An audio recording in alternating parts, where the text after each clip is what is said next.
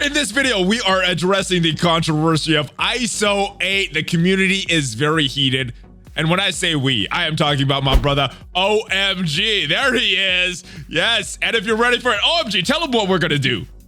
Change is bad. Everything is trash.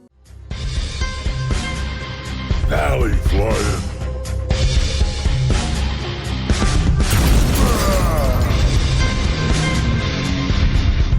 What is up, Valley Maniacs? ValleyFlyin here. I am joined by my brother, OhEmGee. We are discussing something very hot, very controversial right now with Marvel Strike Force, and that was a recent data mine of Iso-8. And yesterday made a video about it, did very well. Thank you guys, everybody that watched it. I didn't expect that it would be that popular, but we're back. We were talking about this, and I think the majority of that video was a lot of negativity towards Iso-8. This is gonna be bad. Half the player base is gonna quit. I'm gonna stop playing if Iso-8 comes about. Are they right for jumping to conclusions so quickly? Get off my lawn, you dirty Iso-8s. It's trash. I don't know, man. I don't know how like there's so many. Okay, first of all, like they're clearly.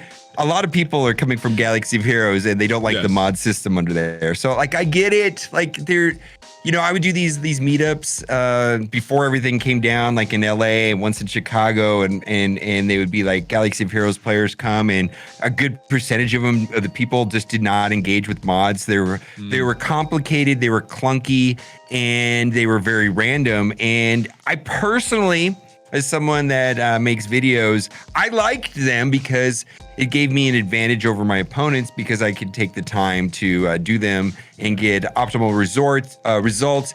But here's the thing: is Iso-8 might not anything. Who knows what it's gonna be? We don't know anything. And I promise you this: I'll complain a lot if it's trash. I promise you that. But nobody knows. Nobody knows what it is. And I just like I read.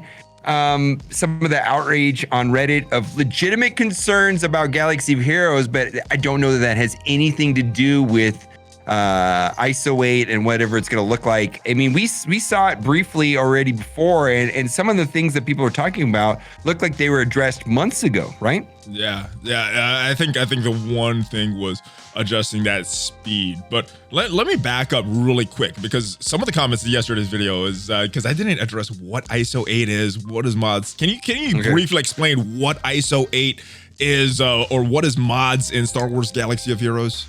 All right, first thing first, Iso-8 is a thing in the Marvel universe, where it's used in almost every Marvel video game as some sort of modifying or boosting a character's stats. It's used in Contest of Champions, Future Fight, and I would say that it's just an imaginary item, kind of like Kyber is an imaginary item. It's you know, in the Star Wars lore. Yeah. And so what it is specifically, or what the thinking of mods are, is that there are these individual modifiers that are able to place on a character, and that they can be boost the stats. And the idea is that you have a way of customizing your characters to highlight the strengths of a character. For example, if you wanted like Cull Obsidian, the biggest complaint about Cull Obsidian right now is that his resistance is too low and it's easy to dispel. Well, what if you could add a mod to him that gave him higher resistance, fixing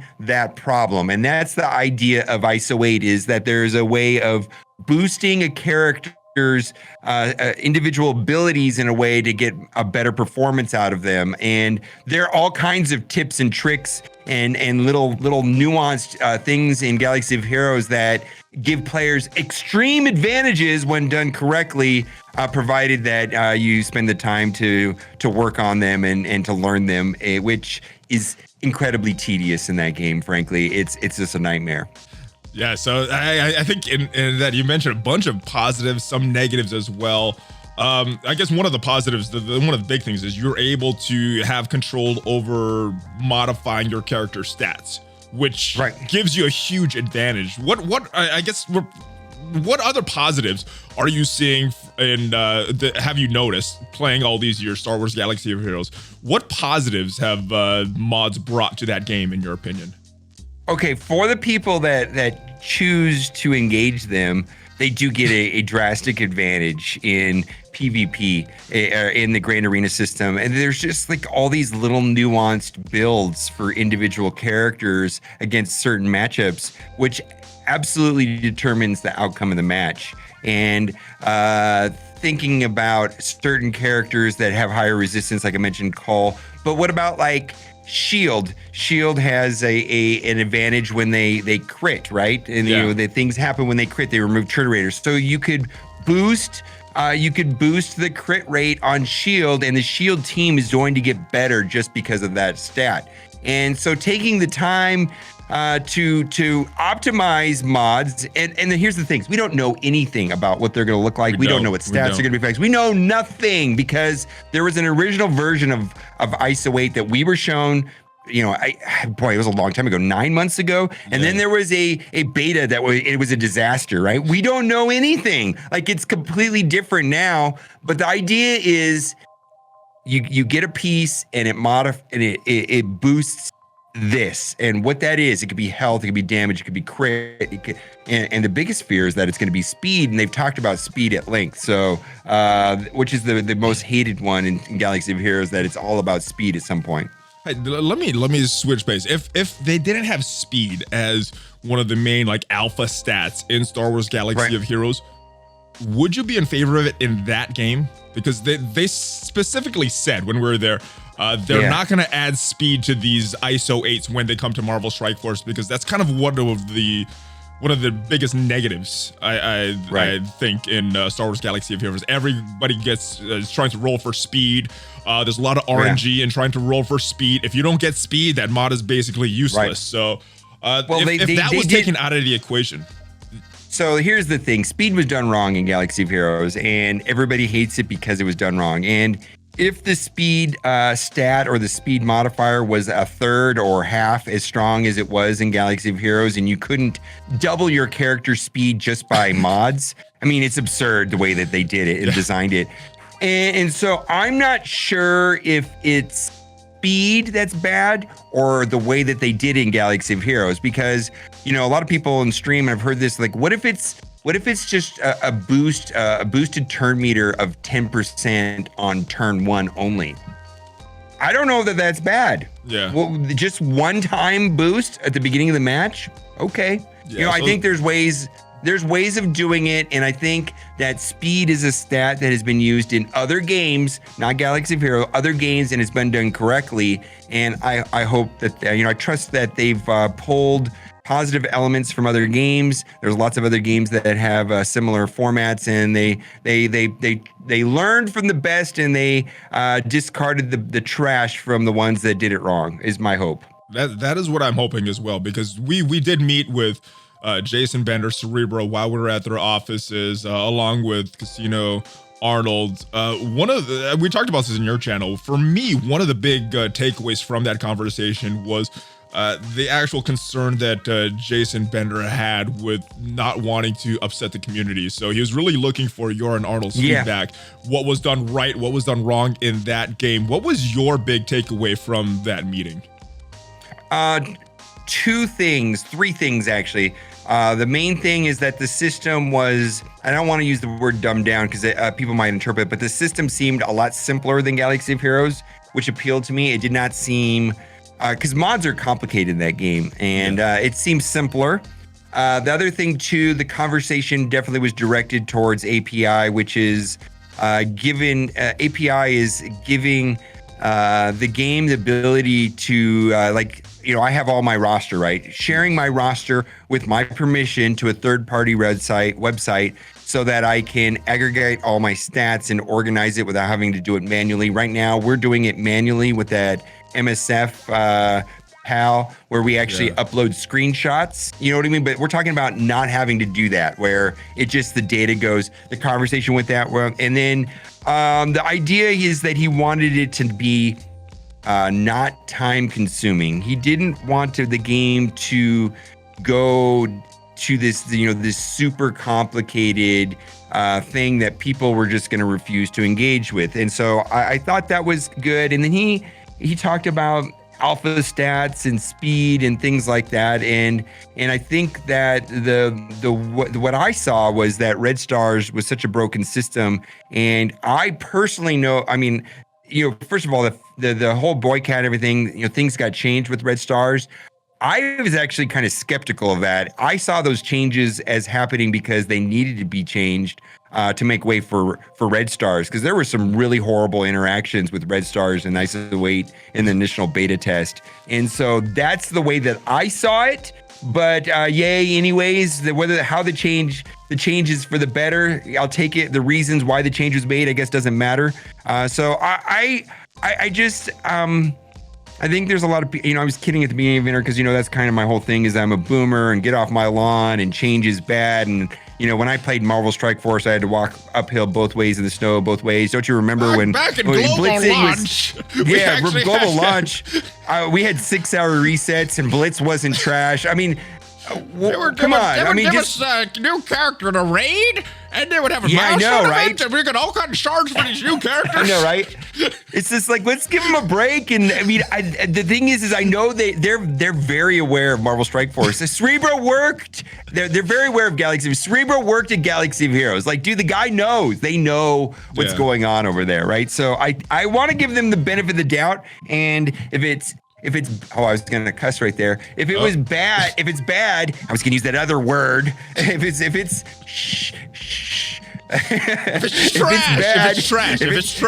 trash when it comes out, boy, I'll complain. I have no problem offering my feedback. Yeah, you know what I mean? But I think that there's gonna be a group of people that are gonna complain no matter what, and that just kind of saddens me a little bit. Well, here's my feelings. To me, and you probably have more knowledge on this, but the worst things, Star Wars Galaxy of Heroes, as far as the mods, speed, the RNG, and the time that it takes to actually farm these, the lack of control, and some of this stuff. It appears that they're trying to alleviate those things. They said no speed mods. In their most recent blog post, whether they stick to it or not, they said they've eliminated RNG. So I don't know what that means. How you eliminate RNG from this system? Well, come on. I'm fully expecting it to be one of two things or both: expensive and random. It's gonna be expensive. I agree. It's gonna be expensive. Oh, it's gonna be. My thoughts is that this is gonna be expensive and it's gonna be random. And prove me wrong, Foxneck, Scopely or Scooply. I don't know what your name is or what you're gonna call you. But anyways, there probably gonna be some RNG in there.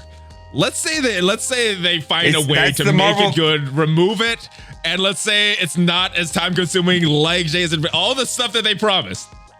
Is this going to be a good thing, or you still having me putting control of my character stats and being able to boost stats on that what I want to do? And I gave some good examples, like boosting the resistance on Call. Yeah. Wouldn't that be amazing? You know what I mean? If Call could keep his taunt, that's the kind of stuff that highly interests me. And then being able to tinker with my characters and gaining an advantage over my opponent because I chose to tinker more. If it's not time consuming, cool, let's do it. And if it's not overly complicated, cool, let's do it. There's a lot of things. I think I'd rather have that than tier 15 and level cap increases. What? You don't want the mini uniques that you have to farm for 3 months so you can upgrade one piece of gear? That doesn't appeal to you? No, I mean, it's going to happen. I hate to say it, it's going to happen someday, but I'd rather have this than that right now anyways. Gotcha. All right. In the data mine, this wasn't in the most recent beta test, but in the data mine, there was some cool, interesting things like grant ability energy, extra stats for certain game modes, but you're getting less stats in other game modes. Is these kind of weird mod type effects something that will appeal to you, or would you just rather have it just be the basic stats, crit, health, things like that, damage?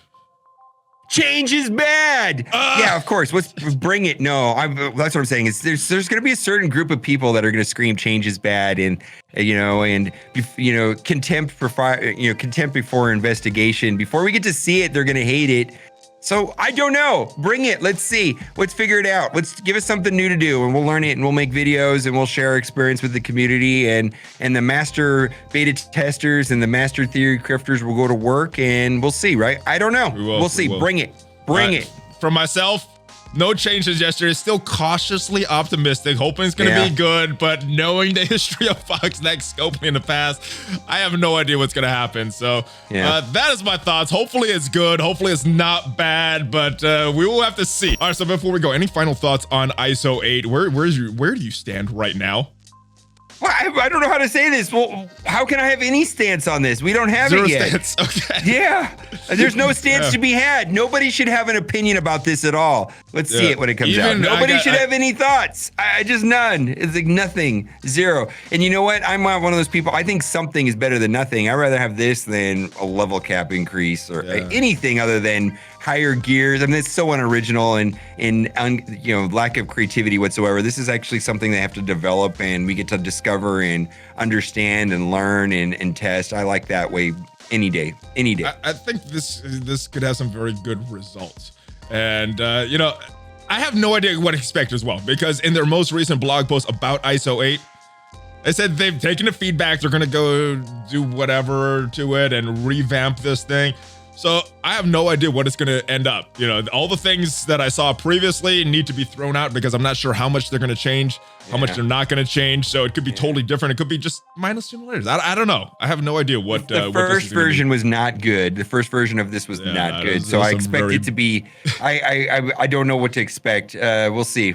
Yes, we will. So OhEmGee, thank you for this hot take on Iso-8, some other outside opinion from another game where I think a lot of the negativity is coming from how it was done in Star Wars Galaxy of Heroes.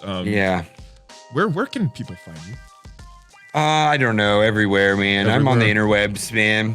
Google Marvel Strike Force and you'll probably find me. This would be my suggestion. Do it. Marvel Strike Force, baby.